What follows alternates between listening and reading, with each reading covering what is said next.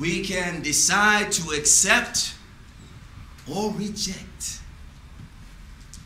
We can decide to stay in darkness or be in light.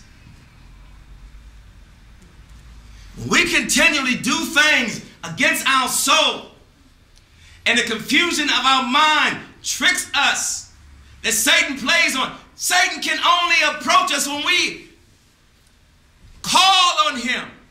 When we call on him through the confusion of our minds and feeling that I am my own man, I am my own woman, and this is my body, and this is my life, we invoke the seduction of Shaitan.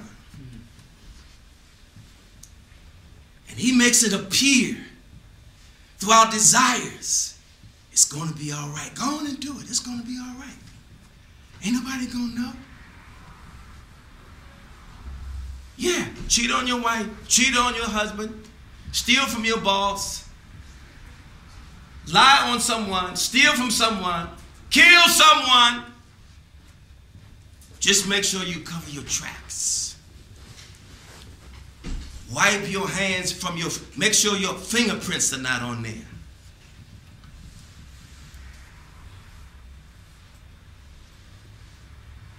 The prisons are filled.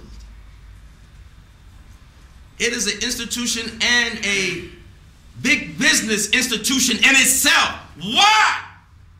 All these smart people covering up their fingerprints, covering up their tracks. Why are the prisons filled? Because Allah busted them. How? Through themselves. At some point in time, through that confusion, we start to brag. We are confident that we have gotten away from something. Oh, you ain't so smart, I pulled something over on you or over on them. Start to run our mouth. Actions show a kind of boldness that resonate, a kind of energy that I am getting big. But that is a paradox. That is an illusion. Because our thinking us getting big in reality is taking us into darkness. No. Those who are actually fighting those desires, and everybody is tested by Shaitan. Shaitan tested all of the prophets. May Allah be pleased with all of them. Shaitan was in paradise. Shaitan has been to all the ranks. Shaitan knows where everything is. But he takes nothing from divine presence. Even though he's coming all through, coming to holy places, going around the good people.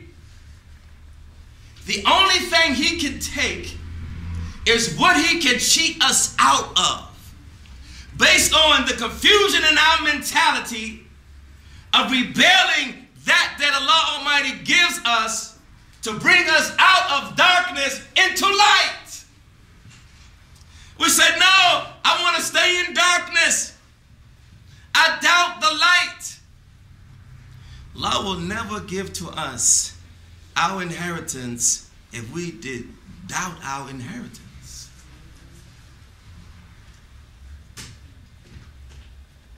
It's like our parents bringing us here, and our parents are wealthy.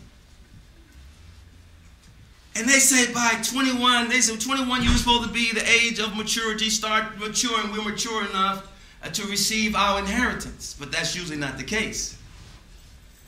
But then you're going to get the inheritance that our parents have set off for us so that we can get a spouse, do what we need to do, and start our own family and start to do the same thing over and over again. Creating families and creating communities and creating nations. Everyone having what they are in need of to do what they need, so there's no need for someone to be lying and stealing and taking or killing someone because of things. Well, Allah Almighty sends all of us here with an inheritance.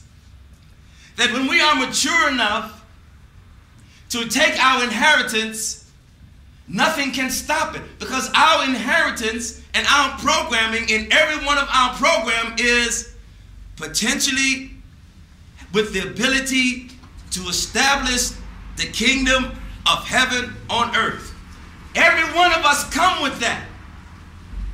It's just like all the sperm cells that emanate from our Father. All of them do not hit, but all of them that emanate have the opportunity, but they are not the ones that hit.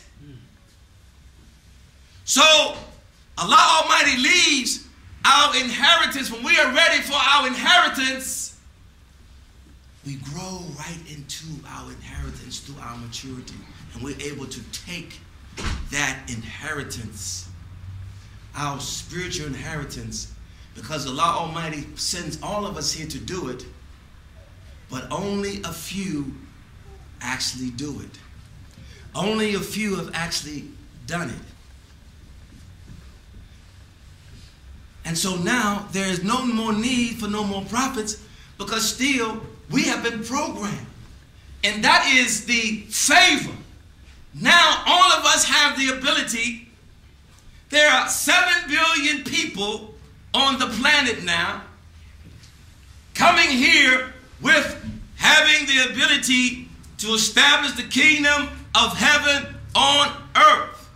It only takes one of them to hit the mark.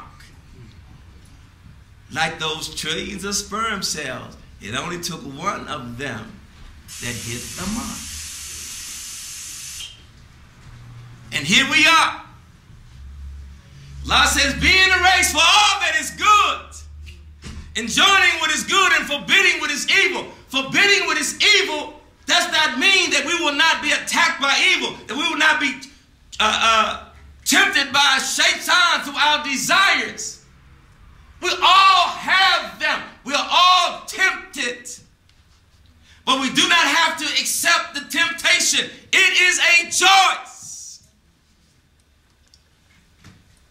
So the question to us ourselves, why do we make the wrong choice?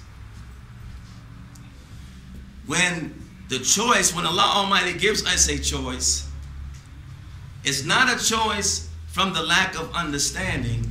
It's a choice that I want this because this feels good. I don't want to do that because I don't want to work. I am lazy. There is nothing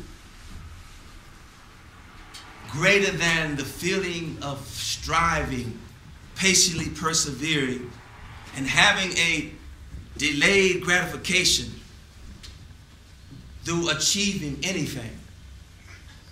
Anything that comes so easy, there is no appreciation. You can't appreciate something that comes easy. There's no appreciation for something that comes easy. Why do you think a mother after 9 months, and some earlier, some may be a little later, are so gratified when finally this baby is emitted from their bodies?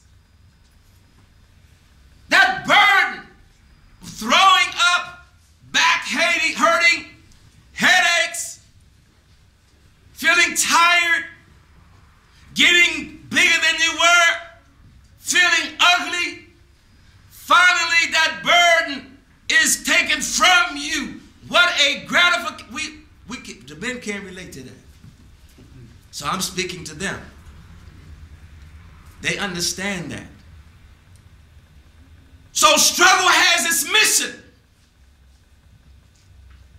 We must love to struggle, but we must struggle with something, a goal in mind. The goal is Allah Almighty. The natural state of a human being is one that is continually progressive, always improving. We should never be the same from one second to the next. We should never be the same.